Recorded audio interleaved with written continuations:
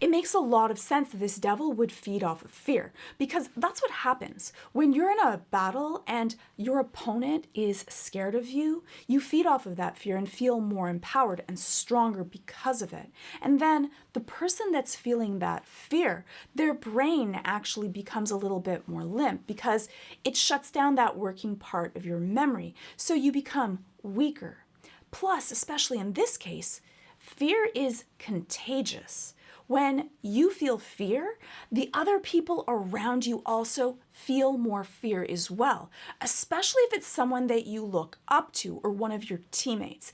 And so you end up getting this contagion effect that spreads through a group. And that's what happens. You end up with this mob mentality where everyone doesn't know what they're doing. They're just moving as a herd.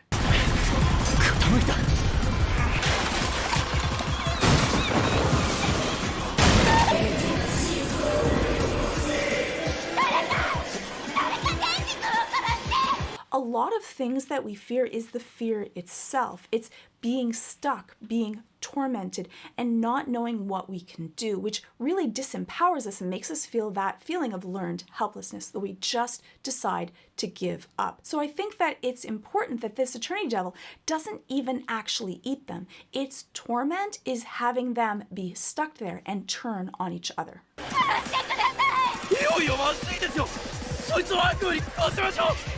And that's what happens with panic. When we panic, we give up all of our rights. We're not thinking really clearly. We're not strategizing because that feeling of panic is so distressful for us. We want to do anything, the quickest, easiest thing possible to get ourselves out of that feeling of great distress, which was a great benefit to us when we used to live in tribal times. Most of the things that were dangerous to us were things that were going to hurt us really quickly. And so we needed to find a solution right now. We didn't have the time to be able to think of it.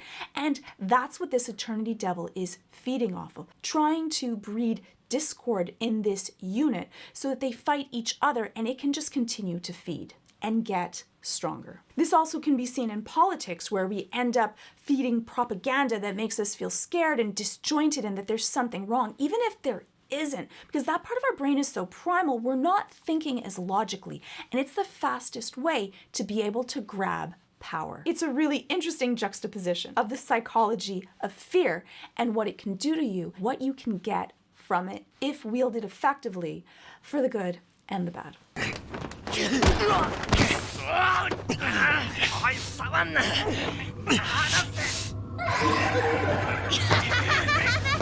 And you see Power's reaction? Well, she's laughing because she's a fiend and she feeds off of fear just like the other devils do. But it often does happen. Sometimes we can have a really strange reaction from emotional responses, and not everyone deals with them the same. Sometimes you may laugh at something that's completely inappropriate because that's your way of dealing with anxiety, or make a joke. And I think that people can sometimes be very sensitive when you make a joke when other people are feeling hurt and upset, but it doesn't always mean that your intention is to mock or make fun of. Sometimes you feel awkward and you don't really know how to handle it, and that can be really difficult for people that laugh at inappropriate moments. That's the way that we sometimes shed anxiety and also anger, and it makes us feel better and less stressed afterwards. それにあの悪魔、攻撃を受けた時に痛いって言ってやがった。だったらよ、あいつが死にたくなるまで痛めつけて自殺させりゃいい。And that's brilliant, because what else does an eternity devil really fear? When you live forever, that sounds really powerful and amazing, but what if you're dealing with pain, especially as someone that doesn't usually deal with it? That's really that feeling of torture, being stuck forever and having someone that doesn't care, this eternal feeling of pain and distress. That's also a really common primal fear that people have, that endless feeling of suffering. A lot of people deal with chronic pain, and the ability to get coping skills of being able to center yourself, meditate, be calm, because stress increases the sensation of pain. So if you're dealing with that yourself, these would be some management tools that could really help you.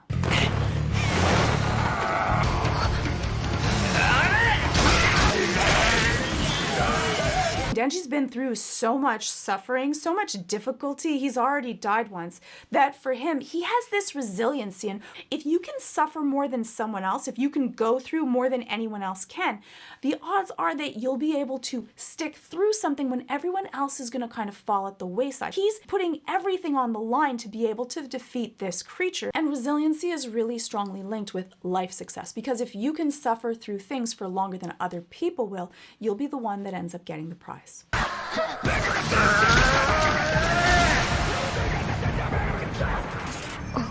And you see, Denji doesn't have this fear when he's going in there, which I think that for a lot of people, they would feel that. He also doesn't have the same fear response because of all of the traumas that he's been through. When you've been through a lot of difficulty, the things that actually set you off become a higher threshold than it would be for people that have lived really easy, pristine lives. And especially when you're fighting something that feeds off of fear, Denji's fearlessness and that he doesn't have the same outlook on life as everyone else does because he's been at the bottom and had to fight his way through it, doesn't feed the eternity devil like it would if he was fighting someone else. He doesn't care if something breaks. It hurts, but he's going to keep on fighting. And when the eternity devil says, "You can't kill me," that isn't even Denji's point. He doesn't care if he has to kill him. What he wants is just to have him suffer enough that he ends up giving up. Because of that resiliency that Denji has, is that he just has to stick it out longer than the eternity devil can. When you're being tortured for extensive periods of time, we really aren't good with being able to cope with that. We'll end up giving up everything. And the thing is that that's why torture is a very bad means for actually getting accurate information, because people will say anything to have it stop. We all have a breaking point, and that doesn't make us weak. That just makes us human.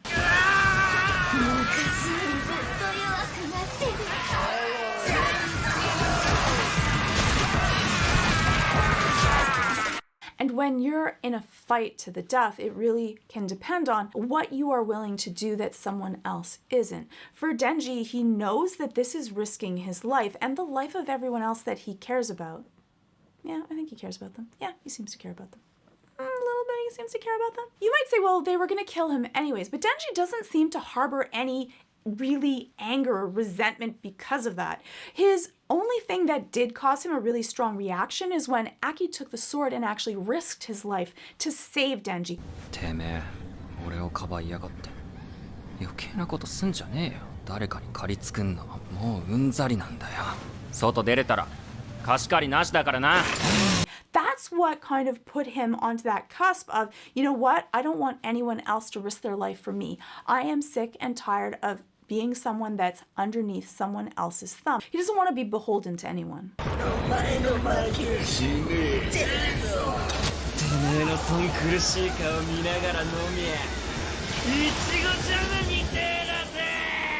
When push comes to shove, often we don't really know how much resiliency we really have within ourselves. It sometimes takes these really difficult situations to realize our own strength. We're often holding ourselves back, or because of all of that negative self-talk and the way that other people have looked at us, that's the way that we see ourselves. And for Denji, I really think that he's starting to really understand the amount of power and strength that he has.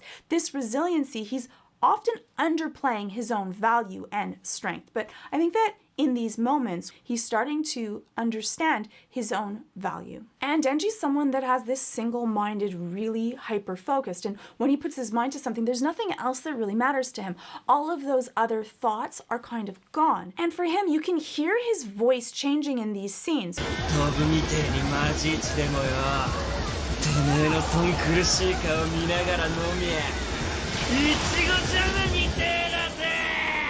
And now it's him feeding off of the eternity devil's fear instead of the inverse. And that's making him feel empowered and strong. You hear Denji laughing? He's now starting to enjoy this. This is what he's feeding off of. And what would an eternity devil fear?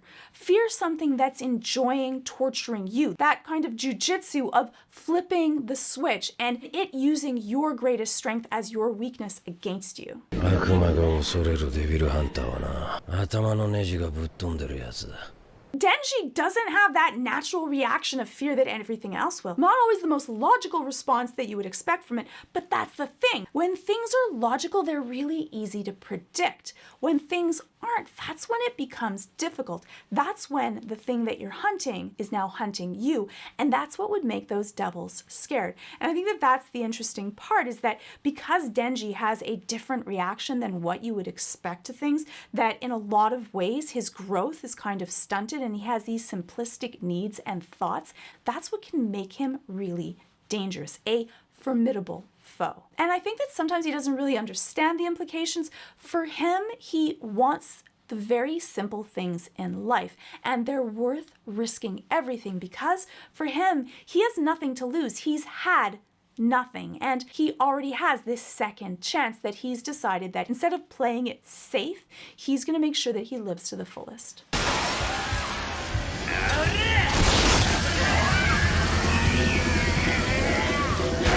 For Denji, he's never been powerful, he's never been strong, he's never been able to control everything in his environment. You can see how for days he would feed off of that, and that would make him feel good. He gets this continual high of dopamine, that he can be the master of his own destiny, and that he can just keep on doing this. And that's the other piece, is that if you can tell weakness from your opponent, that they're kind of getting tired or scared, then that might make you want to fight harder. But for Denji, you can tell he's thriving off of this, that he's never going to stop. And that also can make that eternity devil feel even more frightened, that this may be truly an eternity. That can happen to people also. If you're high or on drugs, or even doing something where you're in that flow experience, you kind of lose all space and time, and you can continue doing something, and what feels like seconds can end up being hours have gone by and you didn't even notice it. But I love for Denji that he does mention that, oh, that Nobel Peace Prize is actually going to be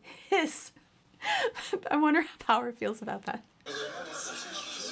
This is my weakness. It's my heart.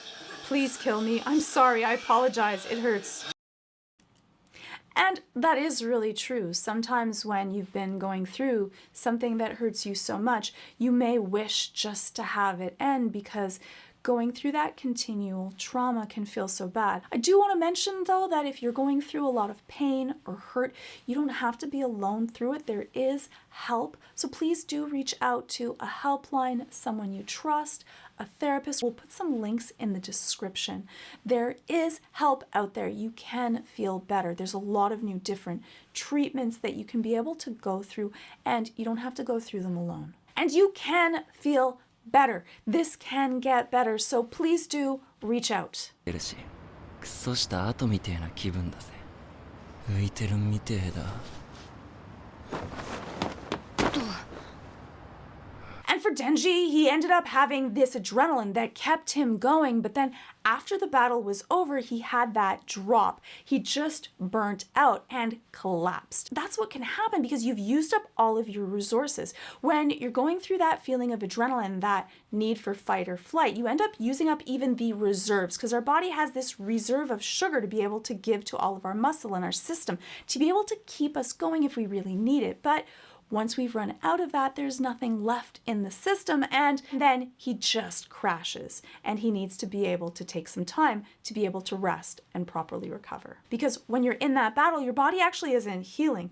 What you're mostly doing is making sure that you can fight to survive, and only afterwards. And that's why a lot of people, after the stress is over, that's when they get sick. That's when they realize that they've hurt themselves. That's when they realize that, oh, I'm actually hurt. Look, I have this cut or this bruise that I never noticed before. Because also when we're going through that adrenaline, we don't feel pain in the same way. We have these endorphins that are going into our system so that we can keep on surviving when we need to. Fear is something that shapes a character, but if you're looking to create your own character, that's when you may be better off trying out today's sponsor, World Anvil. As someone who's battled dragons in dungeons, run in the shadows, hammered wars, and basically RPG'd all my life, today's sponsor, World Anvil, is so incredibly cool. Whether you're game mastering, game planning, writing, or doing any kind of world building, World Anvil has you covered with 25 amazing article templates you can use for creating wiki-style presentations, interactive maps, chronicles, timelines. You can literally map out events across time and space. Do you have papers all over? Is it hard to read your notes? Well, World Anvil has you covered. If you're playing D&D with me and take copious amounts of notes and trying to get them all organized and then be able to hopefully read your handwriting after, World Anvil supports the 5th edition of D&D plus tons of other gaming systems, so you can create your own world and bring your campaigns to life. You've ever lost your character sheet? I know, it still hurts. You don't have to worry with World Anvil because it has one website to rule them all, and it will keep all of your papers and characters safe. Even if you're dealing with a drow archmage like me, it will make killing Strad easy as pie. I'm not so sure about that. Don't quote me. We can hope. It does have some of the best tools to help you write, organize, enjoy, and publish rich settings with complex characters. You can world build and manage all your stories in a single platform. Plus, you can send your world and campaign to all of your players really easily. And the world building is really fun, even if you're not creating a module. It's a cornucopia of every RPG player's dreams. You can also sign up completely for free, but if you're watching this video, you can try out World Anvil for a limited time and get 40% off an annual membership. Just click on the link in the description and use the code GeorgiaDow. Clicking on the link really helps out this channel, so thank you so much to World Anvil for sponsoring. And for more videos on psychology of your favorite shows, just click on the next video. Hope to see you there. So hopefully you liked this video. Let me know in the comments below. And what are your thoughts about being resilient?